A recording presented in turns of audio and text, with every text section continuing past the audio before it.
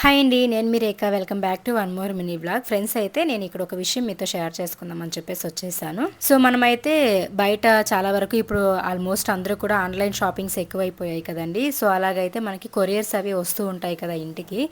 అలా వచ్చినప్పుడు మనము కొంతమంది తెలియకుండా ఏం చేస్తామంటే ఇట్లా అడ్రస్తో కలిపే మనం పడేసేస్తూ ఉంటాము. సో అలా చేయడం వల్ల ఏంటంటే రాంగ్గా మిస్యూజ్ చేసుకోవడం కానీ, లేకపోతే మన అడ్రస్ కానీ, అంటే ఇది ఎక్కడెక్కడికి వెళ్తుందో తెలియదు కదా. మనమేమో మన ఇంటి దగ్గర ఉన్న చెత్త కుప్పలో వేసేస్తూ ఉంటాము.